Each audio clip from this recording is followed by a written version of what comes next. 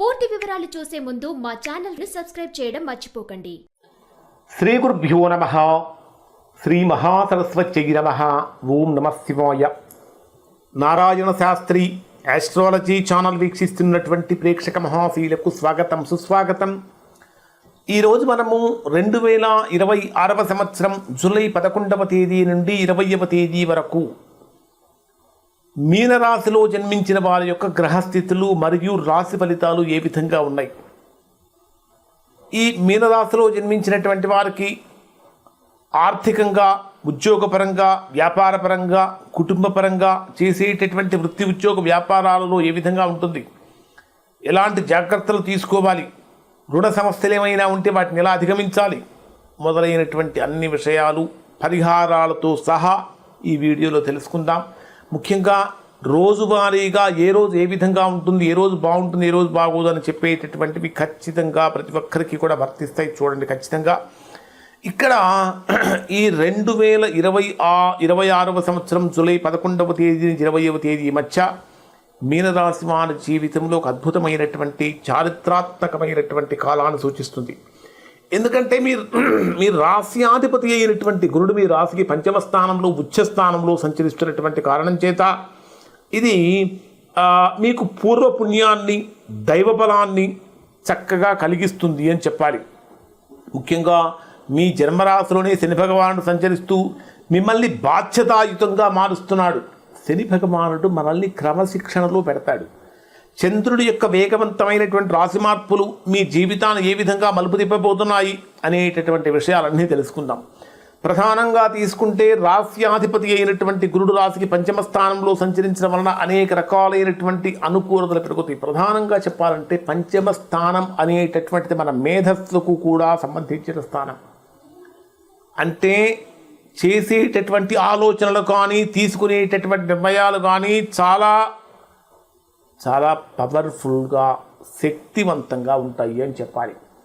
సంతానపరమైనటువంటి విషయాలలో అద్భుతమైనటువంటి ప్రగతి సాధిస్తారు. అలానే మీ జన్మరాశికి ద్వితీయ స్థానాధిపతి, ధనాధిపతి అయినటువంటి కుజుడు రాశికి తృతీయ స్థానంలో సంచరిస్తున్నటువంటి కారణం చేత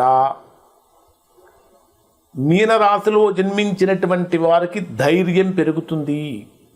చేసేటటువంటి ఏ పనైనా సరే ఖచ్చితంగా సాహసంతో చేయగలుగుతారు. అన్నదమ్ముల నుంచి, తోబుట్టువుల నుంచి కొంతవరకు ఆశించినంత వరకు సహాయ సహకారాలు ఖచ్చితంగా లభిస్తాయి. చతుర్థంలో సంచరించేటటువంటి రవి బుధ గ్రహాలను కనుక మనం పరిశీలిస్తే ఇది కూడా బ్రహ్మాండమైనటువంటి యోగాన్ని ఇస్తుంది. కానీ రవి మీ రాశికి చతుర్థ స్థానంలో 16వ తేదీ వరకు ఉంటూ 16వ తేదీ రాత్రికి పంచమ స్థానంలో ప్రవేశిస్తాడు. అంటే రవి యొక్క చతుర్థ పంచమ స్థాన సంచారం అనేటటువంటిది కూడా ఈ రాశి వారికి బ్రహ్మాండంగా అనుకూలంగా మారుతుంది.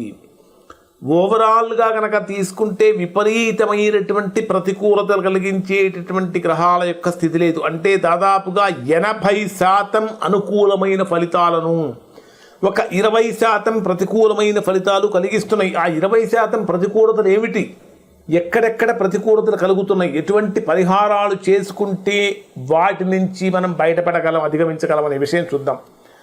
ఈ గ్రహాల యొక్క స్థితి మొత్తం కూడా బ్రహ్మాండంగా ఉంది. అంటే మీ జన్మరాశిలో సంచరించే శని కానీ, తృతీయంలో సంచరించే కుజుడు కానీ, చతుర్థంలో సంచరించే రవి బుధ గ్రహాలు కానీ, అలానే 17వ తేదీ నుంచి పంచమంలో సంచరించే రవి కానీ, గురుడి యొక్క ప్రభావం కానీ యోగకారకంగా ఉంది. మరి ఎక్కడ సమస్య ఉందంటే 6వ స్థానంలో సంచరించేటటువంటి శుక్రుడి యొక్క ప్రభావం. అష్టమ స్థానాధిపతి అయినటువంటి శుక్రుడు 6వ స్థానంలో, పాపస్థానంలో, రోగస్థానంలో సంచరించేటప్పుడు అన్నీ ఉన్నప్పటికీ కూడా ఎక్కడో ఏదో తెలియనటువంటి వెలితి, లోటు మీనరాశి వారిని కొద్దిగా ఇబ్బంది పెడుతున్నదా అనేటటువంటి భావన కలుగుతుంది. ఇది ప్రధానమైనటువంటి దోషము అని చెప్పాలి. మరి రోజువారీగా కనుక మనం పరిశీలించినట్లయితే మీనరాశి వారికి ఏ విధంగా ఉంటుంది అని మొత్తం 5 పాయింట్లలో తెలుసుకుందాం. ఫస్ట్ పాయింట్, జూలై 11వ తేదీ ఉదయం నుంచి 12వ తేదీ రాత్రి 7 గంటల 6 నిమిషాల వరకు ఉండేటటువంటి సమయంలో ఈ 2 రోజులు కూడా తృతీయ స్థానంలో సంచరించేటటువంటి చంద్ర కుజగ్రహాల యొక్క ప్రభావం కారణం చేత, చంద్రుడు ఉచ్చ స్థితిలో ఉన్నటువంటి కారణం చేత మీకు తెలియకుండానే మీనరాశి వారైనటువంటి మీలో అద్భుతమైనటువంటి ధైర్య సాహసాలు కనిపిస్తాయి. నిలిచిపోయినటువంటి పనులు చక్కగా పట్టుదలతో పూర్తి చేయగలుగుతారు. చిన్న చిన్న ప్రయాణాలు గొప్పగా లాభిస్తాయి. కమ్యూనికేషన్, మీడియా రంగాలలో ఉన్నటువంటి వారికి కూడా బ్రహ్మాండంగా, మీడియా రైటింగ్ రంగాల్లో ఉన్నటువంటి వారికి ఊహించనటువంటి విధంగా గుర్తింపు కూడా లభిస్తుంది. మీకు మీరు ఏ విధంగా అనిపిస్తుంది అంటే, ఈ 2 రోజులు నాలో ఏదో తెలియని ఒక ఎనర్జీ వచ్చింది, ఏ పని చేసినా అసలే చాలా వేగంగా అయిపోతున్నదని మిమ్మల్ని మీరు అనుకుంటూ ఉంటారు. కానీ పొరుగువారితోటి కొంచెం దగ్గర వాళ్ళతో మాట్లాడేటప్పుడు దూకుడు మనస్తత్వాన్ని తగ్గించుకుని మాట్లాడటం మంచిది. రెండవ పాయింట్ ఏమిటంటే, 12వ తేదీ రాత్రి 7:06 నుంచి 14వ తేదీ సాయంత్రం 6:50 వరకు ఉండేటటువంటి సమయంలో ఇది మీకు కుటుంబ సభ్యులతో చక్కగా ఆనందంగా గడుపుతారు. ఏదైనా కుటుంబంలో ఒక చిన్న సమస్య కనుక కనిపించినప్పుడు దానికి అన్ని రకాలైనటువంటి పరిష్కార మార్గాలు చేసేటటువంటి విధంగా కుటుంబ సభ్యుల యొక్క సహాయ సహకారాలు ఉంటాయి. నూతన వస్తువులు కొనుగోలు చేయడానికి ఇది అనుకూలమని చెప్పాలి. తల్లి నుంచి పూర్తి సహకారం అందుతూ ఉంటుంది. రియల్ ఎస్టేట్ వ్యాపారంలో ఉన్నటువంటి వారికి మంచి లాభాలు కూడా వస్తూ ఉంటాయి. ఇక నెక్స్ట్ పాయింట్, థర్డ్ పాయింట్ ఏమిటంటే, 14వ తేదీ సాయంత్రం 6:50 నుంచి 16వ తేదీ రాత్రి 7:55 వరకు ఉండేటటువంటి సమయంలో ఇది మీకు ఆల్రెడీ గురుడు ఉచ్చస్థానంలో ఉన్నాడు. చంద్రుడు స్వక్షేత్రంలోకి వస్తాడు. గురు చంద్ర గ్రహాల యొక్క కలయికతో గజకేసరి యోగం ఏర్పడుతుంది. ఇది మీ జీవితంలో ఒక మహత్తరమైనటువంటి అద్భుతమైనటువంటి ఘట్టం. అసలు 5వ స్థానంలో సంచరించే గ్రహాలు పూర్వ పుణ్యాన్ని ఇస్తాయి, దైవ బలాన్ని ఇస్తాయి, సంతానపరమైనటువంటి విషయాలు శుభవార్తలు అందుతూ ఉంటాయి. పిల్లలు చదువు పరంగా కానీ కెరీర్ పరంగా కానీ గొప్ప గొప్ప విజయాలు చూస్తారు.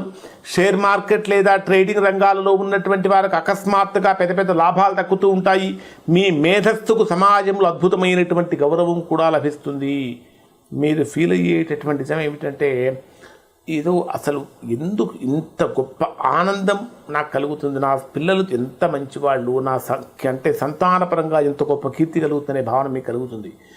4th పాయింట్, 16వ తేదీ రాత్రి 7:55 నుంచి 18వ తేదీ రాత్రి 11:56 వరకు ఉండేటటువంటి సమయంలో కొద్దిగా సమస్యలు, శత్రు సమస్యలు, కోర్టు సమస్యలు, రకరకాల తలనొప్పులు, ఆరోగ్యపరంగా ఇబ్బందులు, ఆర్థికంగా ఎక్కడో రుణ సమస్యల యొక్క తీవ్రత మళ్ళీ కలవరపెట్టేటటువంటి విధంగా ఉంటుంది. కొంచెం జాగ్రత్తలు పాటించాలి.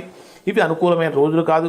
లాస్ట్ పాయింట్, 18వ తేదీ రాత్రి 11:56 నుంచి 20వ తేదీ రాత్రి వరకు ఉండేటటువంటి సమయంలో భార్యాభర్తల మధ్య చిన్నపాటి మనస్పర్ధలు పెరిగిపోవటము పెరుగుతూ ఉంటుంది.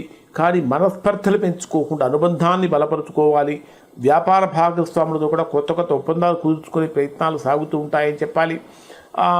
ఒక రకంగా చెప్పాలంటే, కుటుంబంలో సఖ్యతతో కనుక ఉన్నట్లయితే కుటుంబ వాతావరణం ఆనందకరంగా మారే అవకాశం కూడా కనిపిస్తుంది. ఖచ్చితంగా మీ రాశిలో జన్మించినటువంటి వారు మీ జన్మరాశిలో సంచరించే శనిదోష నివారణ కోసం మీరు నువ్వుల నూనెతో దీపం, శివాలయంలో నువ్వుల నూనెతో దీపం వెలిగించడం శనివారం రోజున చాలా మంచిది. దాంతోపాటు హనుమాన్ చాలీసా పారాయణం చేయడం కూడా మంచిది. గణపతి ఆరాధన వలన కూడా 6వ స్థానంలో సంచరించే దోషం యొక్క నివారణ జరుగుతుంది. ఇప్పుడు చెప్పిన ఫలితాలు దాదాపుగా అందరికీ వర్తిస్తాయి. ఇంకా ఎవరైనా సరే తీవ్రమైన ప్రతికూలతలు కనుక పొందుతూ ఉన్నట్లయితే అటువంటి వారు ఒక్కసారి మీరు మీ యొక్క వ్యక్తిగత జాతకాన్ని విశ్లేషణ చేయించుకొని దోషం ఎక్కడుందో తెలుసుకొని దోష నివారణ చేయించుకుంటే చక్క సత్ఫలితాన్ని పొందుతారు. ఇవి మీనరాశి వారి యొక్క ఫలితాలు. శుభం.